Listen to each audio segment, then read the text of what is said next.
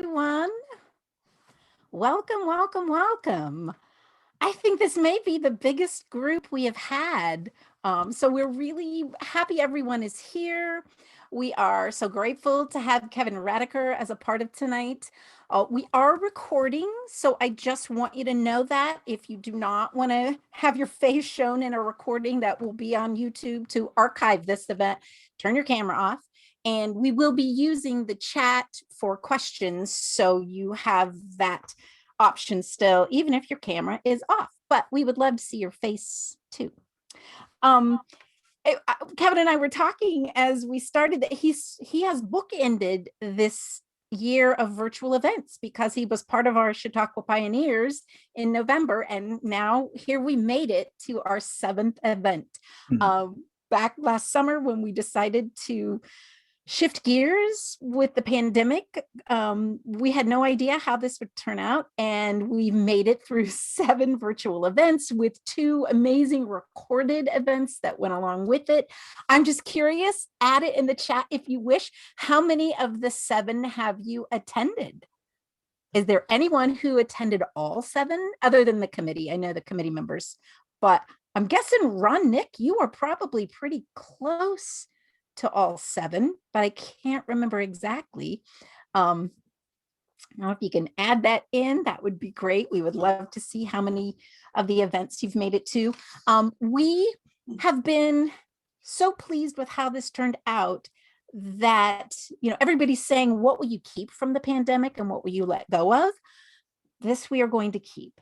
And so as soon as we let the dust settle and get the publicity out for our summer live event, we will also be sharing publicity for the next round of book talks, which will be November through April of 21-22. So we're just going to keep this going. And for those of you who are not maybe from Ashland, you can still support us by going to our website and learning about what we do, by helping us spread the word, by attending any of the virtual events that you can. We will have some virtual workshops this summer, but most things will be live in Ashland, Ohio. But we would appreciate your support all the way down to, if you want to click on the donation button, we would take those too. So Kevin's here with us tonight, and had the pandemic not derailed 2020, I realized looking at things, it's an every 6-year rotation, because he came and did Thoreau for us in 2008. He came back and did C.S. Lewis in 2014, and he should have done Churchill in 2020. And now we've run out of characters, haven't we, Kevin? For me, yeah. Yeah. So Kevin Radaker is another one of our scholars that will be a part of the live summer event, and he's here tonight to talk with you about Erik Larson's The Splendid and the Vile. But if you haven't read the book, that's okay. We're just going to have a great discussion about Churchill, Churchill's connections to World War II, but really anything else can come up as well. And we're going to let Kevin start by just giving a little bit of background, but start sending your questions in through the chat, and I'll keep an eye on them, and we'll take as many of as we can and see where we go tonight. So I'll turn it over to you, Kevin. All right. I think that Delisa would like me to spend 5, 6, 7 minutes at the most saying a few things about Churchill in general. Surely, no matter who's in the audience, we know that Churchill's best known, rightfully so, for his role as prime minister during World War II. When the war started, he wasn't prime minister, but by the time we get to May 10, to be exact, of 1940, he became prime minister.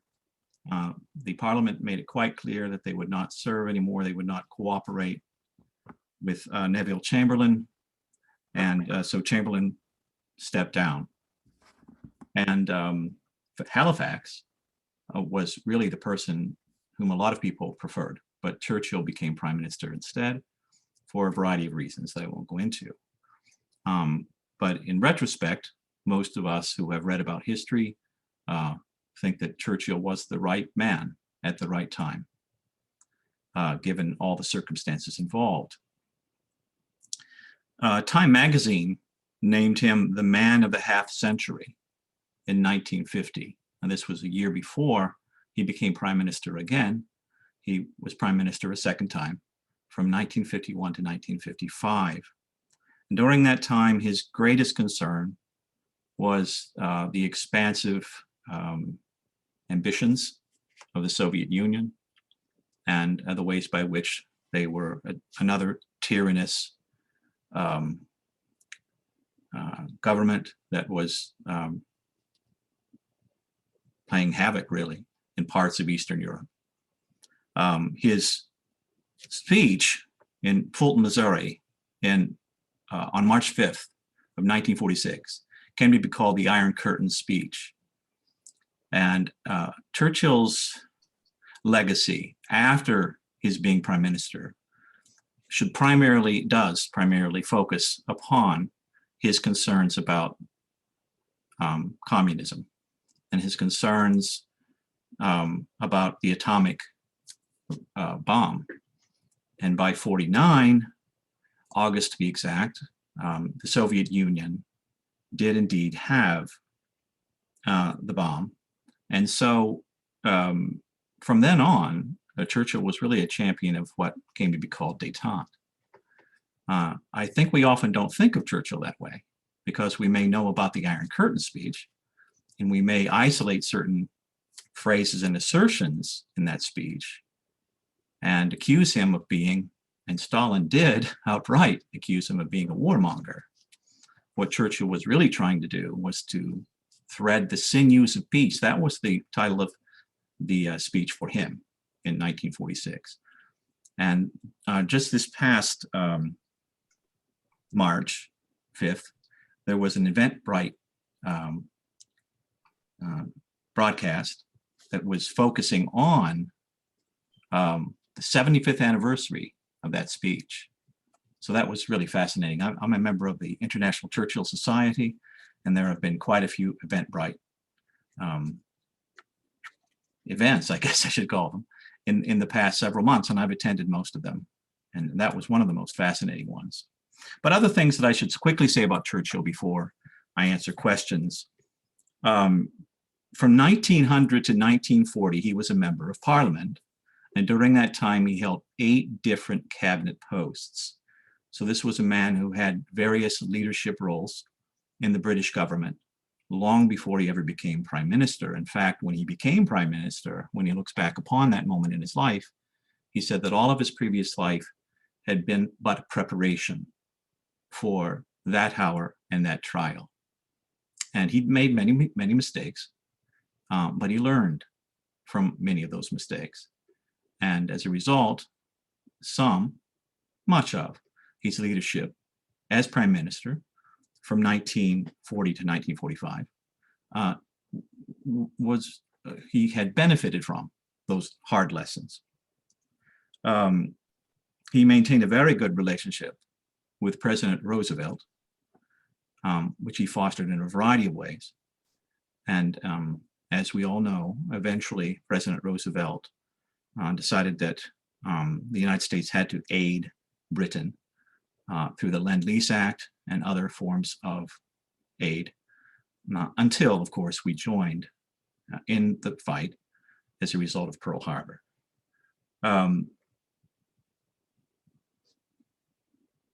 I think that Churchill is also simply remembered and still studied assiduously because of how fascinating a man he was, but also what a great leader he was in a time of war, especially. I don't know how many of you know this, and I'll end with this. The war in Europe, World War II, ended on May 8th, 1945.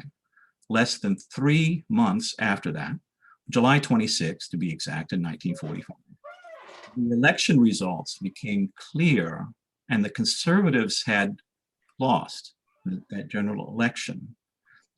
Churchill at the time was at Potsdam, the Potsdam Conference, and he had to step aside in the middle of the Potsdam Conference and resign, as everybody in England expected him to,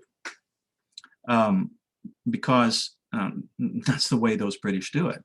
Whatever party has lost the general election, if the conservatives in this case lose, then the conservative prime minister is expected to step down. And in this case, the Labour Party had gained greatly. And there are whole books and whole articles written about why Churchill's party lost in July of 1945. But I want to stress that it was really the party itself, not just Churchill, who had lost. And most arguments that I've read that I think are most viable has to great to do with how the conservatives were in power throughout the years preceding World War II. And so the populists held that against the conservatives. I think that's part of the explanation. And another thing is the populace was now looking for a different economic form of government. And the conservatives, for many of those persons who had struggled through the war, would not do. And they were looking for a more liberal approach to economic matters. That kind of jumped around a bit, but I think that it's his leadership style and his incredible writing skills and oratorical skills that have distinguished Churchill among so many leaders during the last 100 plus years. And that's, I think, all I'll say for now. Hopefully many other things will come out about Winston. Yeah, we did get our first question. That's Ruth says, one thing that was very interesting to me that I didn't know about before reading the book was the mass observation project. Larson made great use of this to give us a wider perspective on how the English felt during the Blitz. Does anyone, and maybe you, Kevin, know more about mass observation? All I know about it through reading Larson's book and a little bit from some people who wrote reviews is that it really was initially a sort of experiment in understanding the society of England. If I'm wrong, and that's fine, anybody can correct that. But that's about all I understand about the Ministry of Information. But the eyewitness accounts, the ways by which the people who are quoted in the book are reflecting upon the traumatizing events of World War II, even something as straightforward as the lack of sleep that Londoners were suffering from, especially in the fall of 1940. It's amazing. It's so gripping to read those accounts. You know, this is a book, if you haven't read Larson's book, it's about so much more than just what Winston Churchill said and did during that 1 year span that Larson covers. He covers the span of May 10, 1940, when Churchill became prime minister. And within a couple months, the Battle of Britain began with bombings, German bombings upon parts of England, especially London eventually in the fall of 1940, all the way till May 10 of 1941. The last significant bombing of London seems to have purposely taken place on the year anniversary of Churchill becoming prime minister. On May 10th, 1941, the worst bombing raid, the worst air raid upon London took place. Over almost 1,300 Londoners were killed on that single night of May 10, 1941. And the debate chamber of the House of Commons was destroyed, which I think is rather symbolic. And other historic buildings were hurt, and a bomb went through the tower that held Big Ben. Big Ben survived, the clock itself survived, but the tower was damaged. The bomb went through it and exploded nearby. So that's the scope of the book, if you haven't read the book. And in fact, I think I would like, this will only take less than a minute. Here are the major characters or players in the drama that is the book, The Splendid and the Vile, which was published in 2020 by Erik Larson. Winston Churchill, yes, is first and foremost the center of the drama, but Clementine, his wife, often called Cleme by Churchill, Mary, his youngest daughter, Diana and Sarah were the other two daughters, but they're mentioned far less often Mary is featured because she kept a diary, and Larson quotes from it quite often. Randolph was Churchill's only son. And if you don't know anything about Randolph, Randolph had problems. He was a terrible drunk. When he was drunk, I mean, he was very, very rude and mean-spirited and argumentative and loud. And he was a terrible gambler and dragged his family, his wife along with him, into deep debt. And Winston often had to bail him out. Pamela, who was Randolph's wife, Pamela eventually left Randolph and had an affair with Averil Harriman, who was a liaison, a representative of President Roosevelt, who was in England in the spring of 1941. John Colville was one of the many private secretaries for Churchill, who is featured in several of the 100 plus chapters in the book. Beaverbrook was the head of the Ministry of Aircraft Production, and he performed miracles, getting the aircraft to be produced so much more rapidly than before Beaverbrook took over at Churchill's bequest. Lindemann was often called the Prof, and he was a very condescending, stiff man, vegetarian, who was very, very strict with his diet, very cold, very analytical. But Churchill liked him because Churchill depended on him to explain technical matters in a way that Churchill could understand. Harry Hopkins was another representative of FDR who came over in December of 40, stuck around for about 4 weeks, and won over the hearts of quite a few of the people hanging around with Winston. There are some chapters devoted to the Germans. Rudolf Hess is covered to some degree, but especially Goering, or Goering, however you wish to pronounce it. And he, of course, was in charge of the Luftwaffe, the German Air Force. Goebbels, who was propaganda minister, and Hitler himself. These are the major German voices or personages we encounter, plus one of the fighter pilots for the Germans is covered in a few chapters. His name is Gallant, Gallant. So if you're interested in what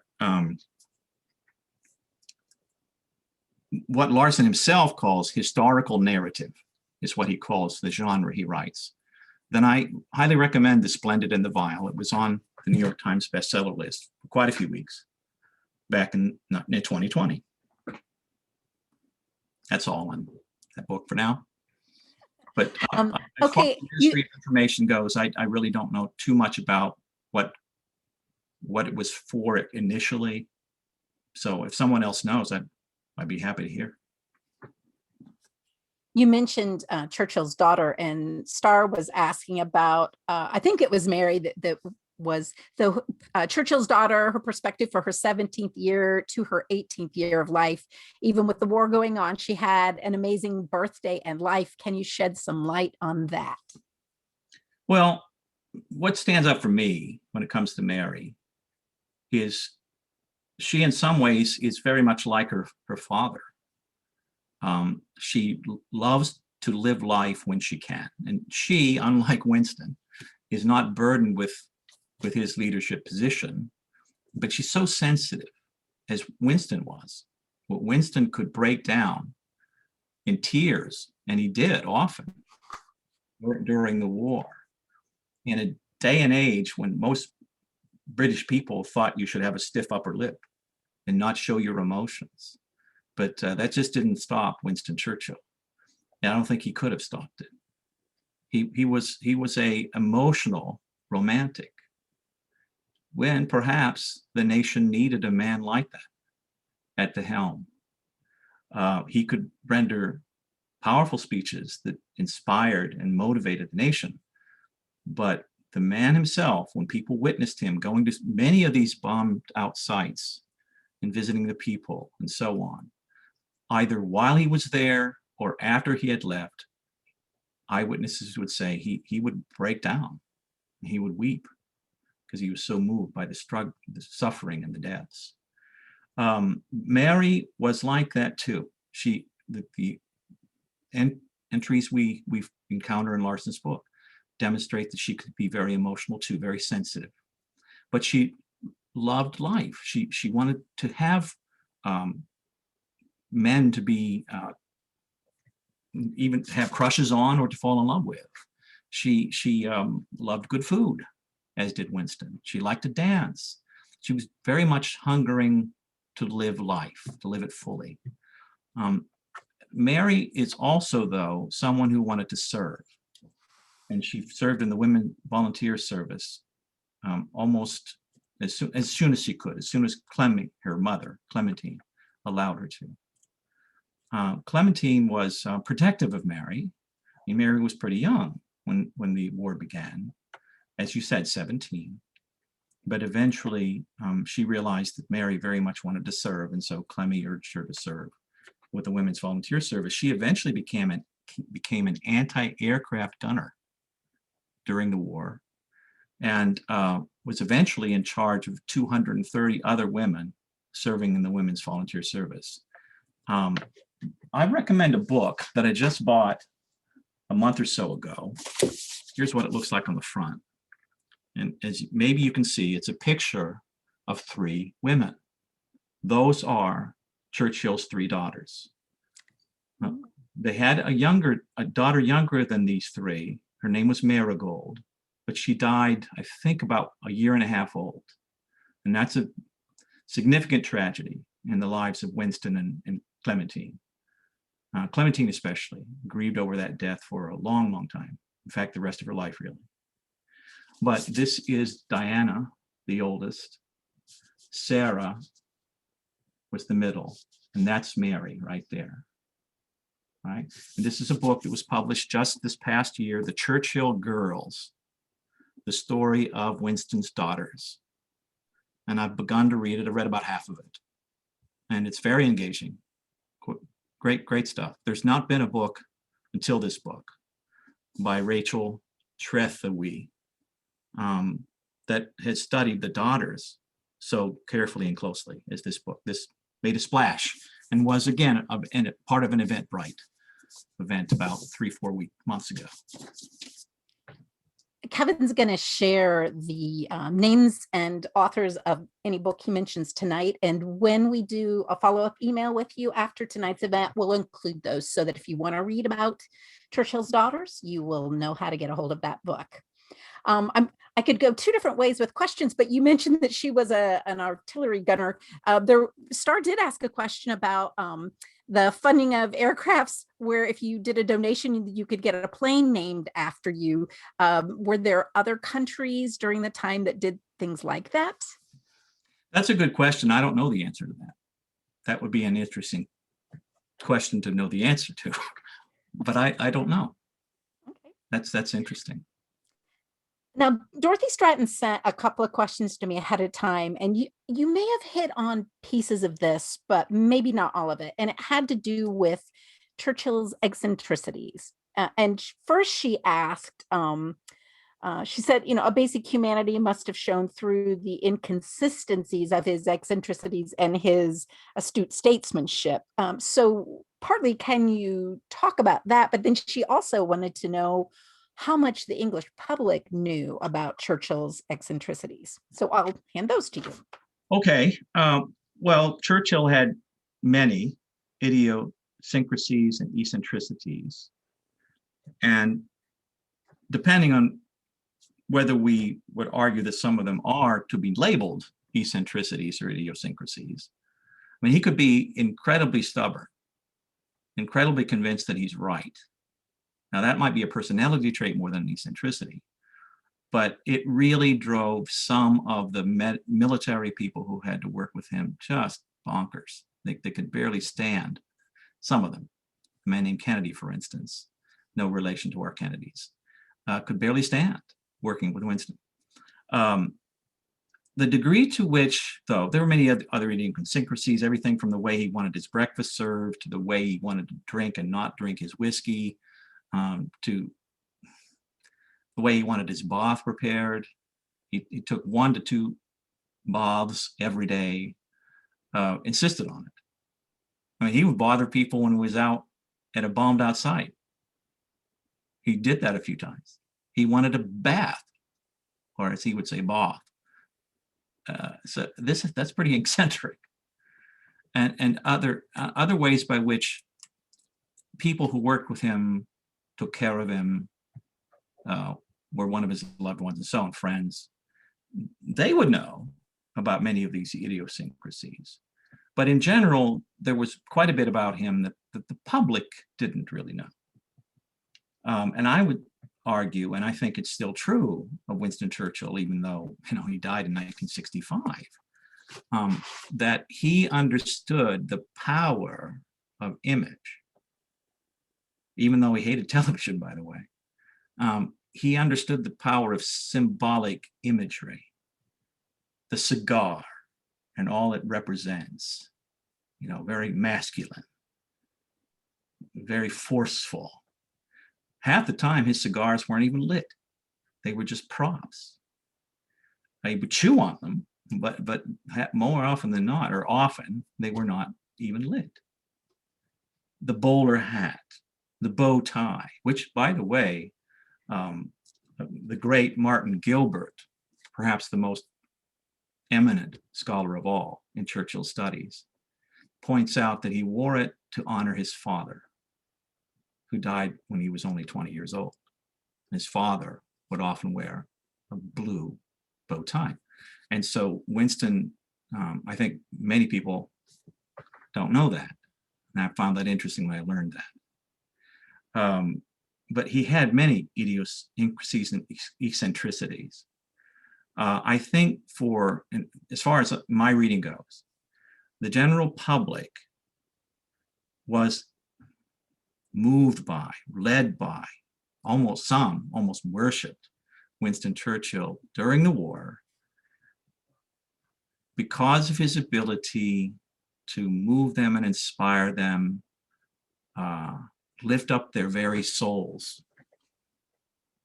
Winston eventually insisted that we human beings are spirits.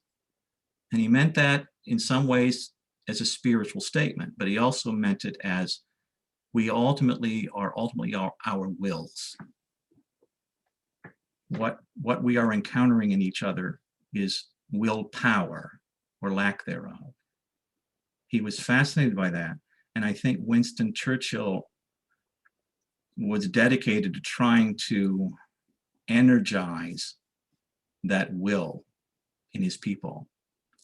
And he was often credited later after the war of infusing courage into the British people. And he would often deflect that. And he would say, no, I didn't infuse the courage.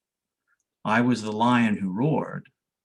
I was the voice that drew out the courage that was already in them.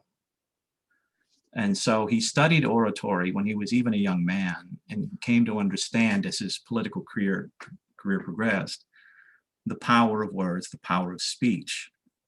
The degree to which that power of speech is still appreciated among us, I don't think is nearly as great, not nearly as great as it was in the middle of the 20th century. Don't misunderstand me. I think there still are great speakers, and there are many of us who can appreciate a great speech. But that was a much more oral age than ours has become, I would argue. The radio. Without the radio, Winston Churchill doesn't become Winston Churchill. Franklin Delano Roosevelt doesn't become the kind of president that we came to know. The radio was revolutionary in terms of the ways by which politicians could use it as a way to, get through to the populace. I think that was a kind of a wandering answer. I'm sorry if that was a little bit too much of a wandering answer. No, that was fine. So here's a follow-up question. Oh, yeah. Oh, go ahead. No, I don't need to say any more on that.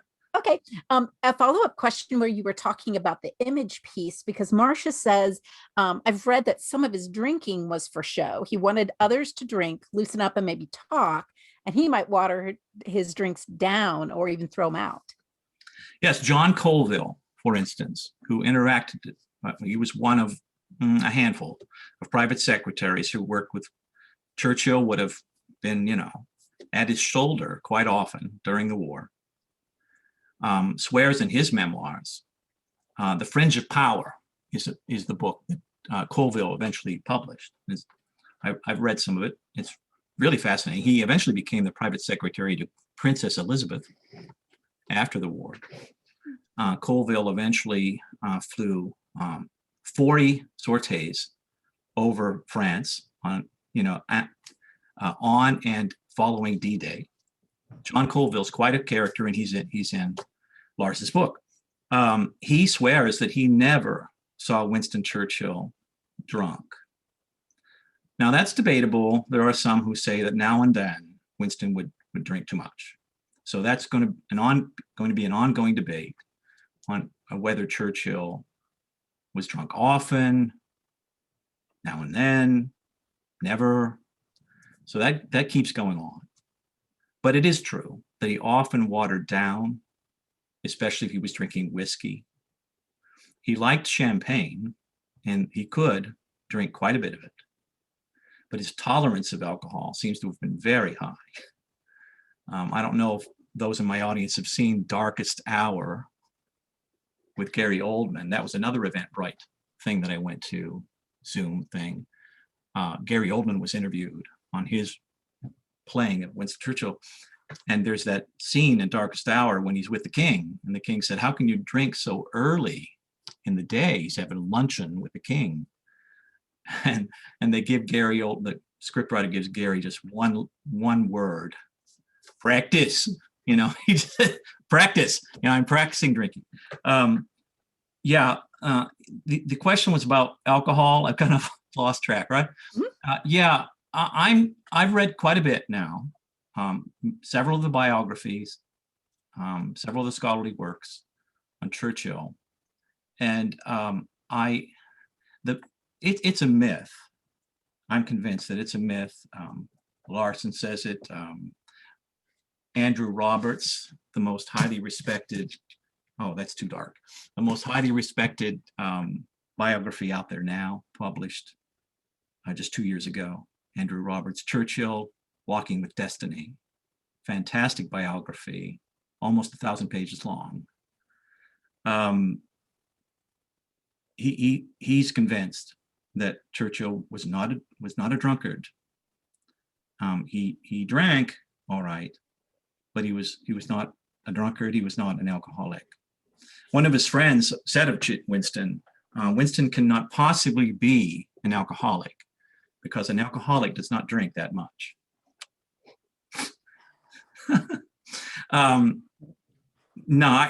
What I can tell, Winston certainly liked to bend his elbow, but he was most of the time careful not to over imbibe. Now for him, though, that would have meant a lot more than for the average person. He seems to have been able to drink quite a bit of alcohol, and for him, not get drunk. It's amazing that the man lived till 90 years of age because he did not take care of himself. He drank too much, although, as I just tried to make the case, he did not get drunk very often, it seems. And he smoked quite a bit. So I don't know, that question was basically about alcohol and Churchill. He has lots of funny lines about alcohol. And I haven't decided on my monologue yet, but I can't imagine that he won't say something about alcohol. He probably will. And knowing him, it'll probably be in the first 3 or 4 minutes of the monologue. Get the funny stuff out of the way first. Now, Ruth mentioned that in the book it said he didn't really smoke his cigars. So no, that's not accurate. I mean, he did smoke the cigars, but not nearly as often as we might think he did. Okay. Yeah. But he would smoke the cigars now and then. I'm going to shift us to a really specific question, and you may need to give some background for this. What more can you tell us about Churchill's response to the bizarre arrival of Rudolf Hess in Scotland? I decided to mark that in the Andrew Roberts biography because he only handles it in about half a page, so it won't take long to refer to it. But I want to make sure I get this right. Andrew Roberts is a well-known historian, and as I said, this book has received rave reviews. When he first learned about Hess being captured near Glasgow, Scotland, he was watching, you can't make this stuff up, he was watching a Marx Brothers movie, and he thought it was a joke. And he said to the person, "Tell that to the Marx Brothers." And a little bit farther down on the page, this is page 655 if you buy Andrew Roberts's biography. There was a man named Yvonne Kirkpatrick who interviewed Hess and said, sure enough, this is Hess, all right, because Kirkpatrick had been the former secretary first secretary in Berlin, so he definitely knew who Hess was. And so he eventually reported his findings to Churchill. Churchill was amused when Hamilton, a duke, all right, who had a particular title, Hess wanted to find Hamilton, and he knew Hamilton lived near Glasgow. That's why he flew his plane to near Glasgow. He had never met Hess before, though. Hamilton told Churchill that Hess had chosen to fly to him because he was Lord Steward of His Majesty's household. Hess completely misunderstood that was just, a kind of empty title. And Churchill quipped, "I suppose he thinks that the Duke carves the chicken for the king." So he was a bit snobbish and short in dismissing Hess, but he also knew that this mustn't get out, because Hess wanted to try to make a peace deal with England. And Roberts completes his just 2-paragraph analysis of this event. And he said, Churchill did not want anyone in Britain, America, or Russia suspecting that he or his government was interested in peace negotiations. Let's remember, this is in late April of 41. All right, they don't know it yet, but just in a few days, the mass daily bombings of England will cease because Hitler has most of his forces moved eastward to attack Russia in June of 41. So the last thing he wanted, Churchill wanted, was there be any rumors that Hess was over there to set up some sort of peace negotiation. He's working hard still to get American aid and to get others, to make sure they're convinced that England will fight on. So what he did is he told the public the truth, that it had been the deranged act of a man close to a mental breakdown. And Hess indeed did try to commit suicide that summer when he was held in a prison there in England. And interestingly, I just learned this yesterday in reading the final pages of Larson's book, not Roberts, that Hess did commit suicide at the age of 93 with an extension cord at 93. Well, anyway, the Rudolf Hess landing in a special plane he had prepared to fly all the way up to Scotland from Germany is a bizarre moment in World War II history. Hitler was furious when he found out that Hess had done that. He had asked Hess months before to figure out any way he could to try to get Churchill to agree to some sort of peace negotiation, to realize that it was futile to fight the Germans, to fight this great military power. And Hess never could figure out what to do except to eventually fly to this man, try to find this man he'd never even met, and try to negotiate a peace. It's kooky. But Hess, at the Nuremberg trials, I think it was the Nuremberg trials, Hess never, he remained loyal to Hitler his entire life. So I'm going to shift this a little bit, Kevin, to you as the scholar portraying Churchill, because I know you talked a little bit about him as an orator, but Dorothy asks, when you as a scholar, and I want to add also as a performer, when you listen to his recorded speeches, can you listen with the ear of the British citizen and feel what impression he would have made in those troubled times? And then I would extend that to say, then what have you done with that possibly in your choices for your portrayal? That's a good question. The recordings of Churchill's speeches are problematic because several of them are surviving recordings of his broadcasts in the evening after he would have rendered some of these very famous World War II speeches to the House of Commons. Now, the eyewitness accounts of how Churchill spoke at the House of Commons depict him as a powerful orator and someone who would have used everything from pacing to the power of his voice to varying volume, varying dramatic pauses and things like this. Churchill would have used all of those powers, all of those skills to try to move those hearing him in the House of Commons. He, especially in the early days, begrudgingly agreed to broadcast vis-a-vis radio these speeches later in the day.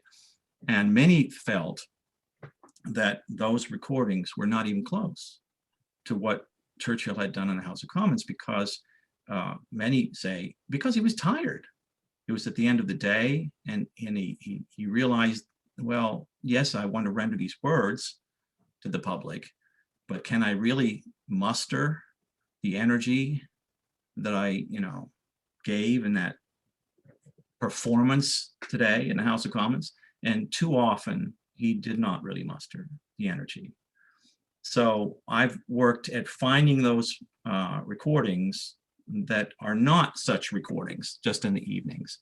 And I think I'm hearing, it's a rendering of Churchill's voice that's closer to what I try to produce when I do purposefully read certain passages from three of his most famous speeches rendered in May and June of 1940, which I'm sure I'll include in the monologue, because some of those phrases that I will render as Winston are so famous, and he's so well known for some of those.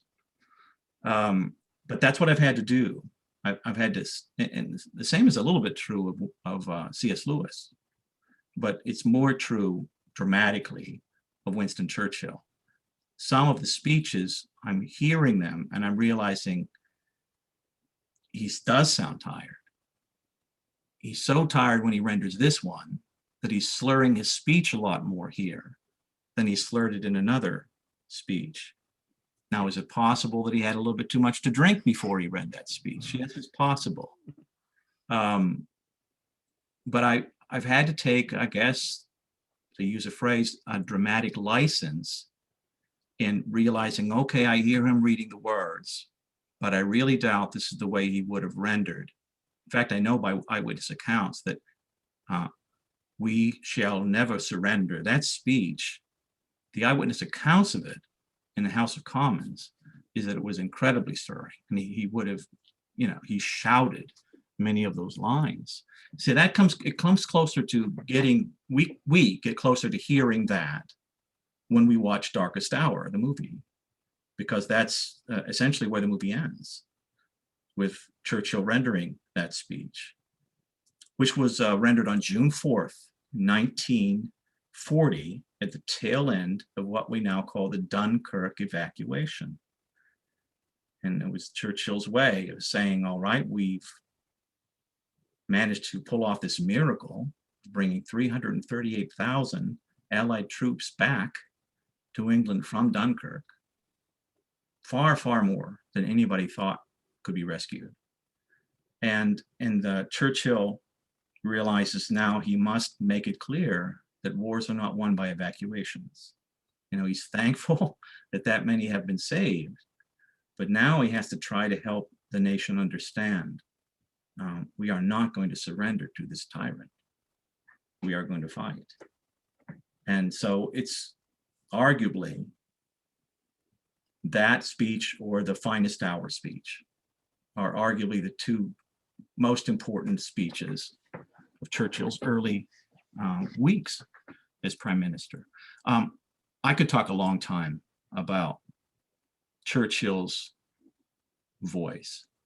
I think his voice is quite interesting, and to listen to the tapes, and thankfully there are many, so I can hear him in different venues at different moments, including the Iron Curtain speech. That's recorded, and that's more valuable for me because I can hear him actually giving that speech. That wasn't recorded later, it was recorded at Fulton that day, and he's warning the world, right, of the Iron Curtain that has fallen over Eastern Europe. So that maybe was kind of long, but the rendering of his voice, I think, is pretty important for anyone who decides to try to dramatically render Winston Churchill, because his voice is quite distinctive. And so I'm doing my best when I perform to imitate that voice. When I'm done, my throat usually hurts a lot because his voice was a little bit more baritone than mine is. So I do my best to render a baritone voice throughout the performance. So depending how long the performance is, sometimes my throat's pretty sore by the end. Please feel free to keep questions coming through the chat. I'm gonna jump on that and say, have pop culture question. Have you seen The Crown and John Lithgow's portrayal of Churchill, and how do you think he did? Well, Lithgow's a wonderful actor, and any actor has to render to some degree what's in the script. And it seems to me that the script writer or writers have rendered a Churchill who is especially cranky. Could he be cranky? Yes. Could he be someone who could not always act with the Queen in this case as the way he should have? Yes. But for me, the script is rendering too much of a caricature of Churchill. But Churchill's not the focus, is he? No, he isn't. So he's there as just one of many important persons that the Queen had to confront and to deal with. I'm not saying it's terribly inaccurate. I'm just saying that the rendering of Churchill in The Crown, for my tastes, is a little bit too cranky and a little bit too much of a caricature and doesn't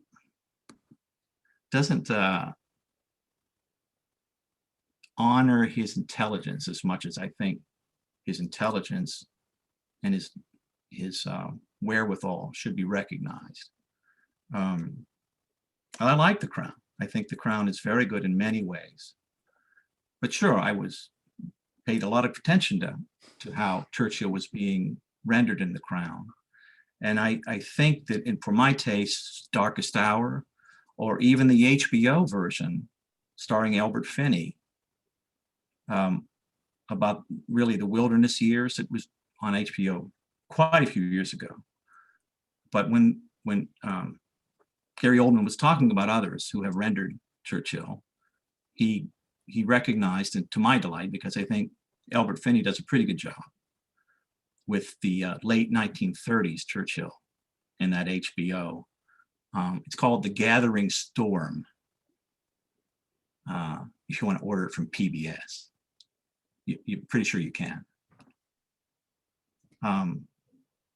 So maybe that was kind of long-winded, but his voice and you asked the question, how is he rendered in The Crown? These are fun questions, and I respectfully I bow to anyone who disagrees and thinks that it's a wonderful rendition of Churchill. It's in The Crown because it certainly is entertaining and it certainly is fun. But that's partly why they probably chose John Lithgow. I mean, physically, it's kind of funny that they chose John Lithgow because Lithgow's tall. Winston Churchill was 5'6". He was a little man. He wasn't tall at all. And so I read something somewhere on how Lithgow tried his best to shrink himself as much as he could. You know, he was really bent over quite a bit, in part because he's so tall. Anyway, that's all I'll say for now on The Crown. Kevin, Doug Watson wants you to talk a bit about how you think Churchill reflects your own ethos as compared to Thoreau and Lewis. Thanks, Doug. I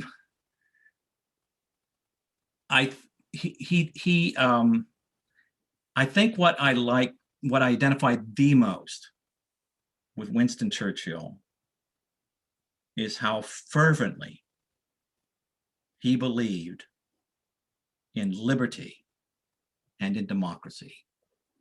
I mean, Thoreau can be incredibly powerful as well in defending those values, but Winston Churchill on matters of liberty and democracy can be so inspiring and insightful, and was, you know, in many ways, maybe the most important champion of those values in the 20th century, and believes so strongly in those values, even though he's a man of contradictions. And there are ways by which his resistance of the independence of India, his maltreatment of certain peoples at certain points in time. And Winston Churchill was far from perfect. And he made a variety of leadership mistakes in his life. But he was very, very correct in worrying about Bolshevism when it was flowering in Russia. He was especially correct about the Nazis, of course. And not many people in Parliament would listen to him in the early 30s, especially early and mid 30s. And he was correct about the communists by and large. Actually in the final months of the war, and then certainly in the months following the war. So he could be quite prescient at times. And so many in Parliament knew that by the time they realized Chamberlain's not handling this well at all, this war we're in. And once France and Belgium were invaded, they had to do something. And that's when Churchill stepped in. So to answer Doug's question, that's what comes to mind immediately. What drew me to Churchill, I knew that Churchill was quite imperfect in several ways. There are certain things about Churchill I don't like, and they aren't even close to my ethos. Such as his latent and at times not latent at all racism. This bothers me about Churchill, but there are plenty of leaders in his day who were racist too. I'm not excusing the racism though, and it bothers me. But Churchill was an incredible advocate, defender of these values that most Americans value. I also have grown to really appreciate Churchill's warmth. There were plenty of times when he was not even close to a warm human being, and people, were the butt of his anger and the butt of his impatience. But there were other times, whether it's the people he was working with or his loved ones, friends, and so on, when it's quite clear to us reading about him and learning about him that there was a very warm, caring, loving human being behind that mask of leadership. Mask is unfair. I don't really think it was a mask, but it was a rendering of a certain side to Winston Churchill. He could definitely be and was a leader at an important point in time. But it's his humanity, his great warmth and compassion. I mentioned much earlier in this time together that Winston really could just break down and weep. And for me, that gains a great deal of my respect. That he was that willing to be open emotionally, because there were times when he was in public and he just couldn't control himself and he would weep. So I don't know, Doug, I probably could elaborate more, but that's the heart of it, I think.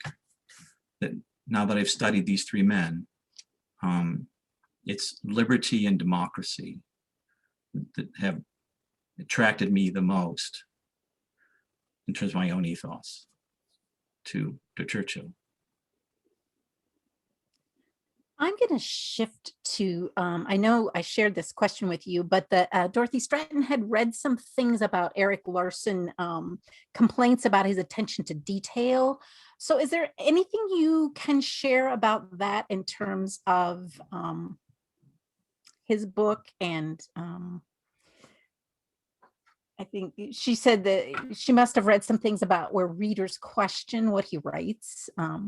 And maybe Dorothy, you want to chime in on what you read that led to that question. If Dorothy would like to say something, that's fine. Well, I could say that Doris Nichols, who is on this event too, was complaining that he didn't get facts straight sometimes, which led her to maybe question everything. And I don't know if Doris wants to speak up or not, but I guess, when we're looking to certain authors to give us an accurate picture of a historical period or a historical figure, we kind of hope they care about the details and the facts. So that's where that came from. Thanks. Do you want to chime in, Doris? Feel like he's so I guess I'm just wondering, do you trust Erik Larson as an accurate historian? Well, let me answer that in terms of degree. I don't trust him as much as I trust Andrew Roberts. Andrew Roberts is a highly respected historian. History is not my primary field, but the longer I've been on this earth, the more I realize maybe I'm a frustrated history professor. I'm wondering if I should have been a history professor, because I've grown more and more interested in history as time has gone on. And Andrew Roberts and my historian professor friends at the university, if I mention him, they all brighten up and they definitely know his work. So no, I depend on Roberts and Martin Gilbert, those two scholars more than any other scholars, on learning the facts of Churchill's life, no matter where we are in his life. Larson is writing a different kind of prose. He's more interested in rendering, as he calls it, historical narrative. And I'm not probably as good at ferreting out inaccuracies as some of you probably are. But I ran across a few and I made notes and I thought, is this accurate? Does this jive with what Roberts has written or Gilbert? And so I confess I haven't looked those up yet because I hadn't really thought about that question until Delisa gave it away 3 or 4 days ago. And then I got to thinking, well, that's interesting. Are there some inaccuracies in there? What are other people saying out there in that internet world about the inaccuracies of Larson's book? By and large, his book has received, very good reviews. And there are over 1,800 reviews on Amazon of this book. So it's obviously very popular. But no, if I want to, if I want to dwell on facts and accurate renderings of history, as I've already made clear, Andrew Roberts and Martin Gilbert are the ones I trust the most. But there are some others who have tried to render historical narrative about Churchill, and I haven't read much of them, but I like Larson's style. You know, I don't have time to do it, but some of those passages, I reread them this morning, where he's describing through eyewitness accounts primarily of the first bombings of London on September 7th, 1940. I reread those 2 or 3 pages, and I really admire Larson's ability to capture the horror, the details, the all-encompassing dust and that would occur. And these people had not experienced that yet. It was the first time they were experiencing that kind of bombing. And then much later in the book, when Churchill visits Bristol, which has just been devastated, on Good Friday in 1941, and Churchill showing up and how the people are just thronging around him, and how inspired he is that they decide to have an academic ceremony the day after the bombing. People showing up at the academic ceremony. He's giving away, Churchill is rendering honorary degrees on the day after hundreds have died. People are showing up in their academic robes. Doug Watson's an academic like me. I remember, I don't think I ever showed up in an academic robe with dust from a bombing. People are showing up at this academic ceremony, and Churchill was so impressed. This sounds very British to me. And they inspire him. And he gives an impromptu speech. And he says, I see here the spirit of an unconquerable people. And that's not elevated prose, but it's from his heart. He just gives this speech. So there are places in Larson's book where I greatly admire his artistry as a writer, his ability to funnel in these facts and these reports and these letters and these diaries and so on, and render a vision for me of what the people in Birmingham and London and Bristol and Plymouth and so on were undergoing and experiencing. And at times he's pretty graphic. There are a couple paragraphs about mutilated bodies. You know, most of them, they couldn't even figure out who they were. And they eventually just had to put them in a mass grave. It's horrible stuff. But it made the bombings more real for me than anything I had encountered yet. I had encountered some other good descriptions, but Larson's descriptions of the bombing, some of those pages in that book, for me, are pretty powerful. But that's a good question. How accurate is Larson? And I think all of us, when we're reading pieces like that, yeah, we definitely should care about how accurate it all is. He sure has a lot of facts in there. It's just loaded, page after page. That's all. This is why we love Chautauqua scholar / performers. The fact that when we bring people to town, we are careful to find people who really have done the work and can appreciate the translation of history through story, but also have paid close attention to the facts. So thank you, Kevin, for representing that really well tonight, I think. Thank you. Well, I don't see other questions, so I think we'll draw to a close. I hope your appetite is whetted for coming in July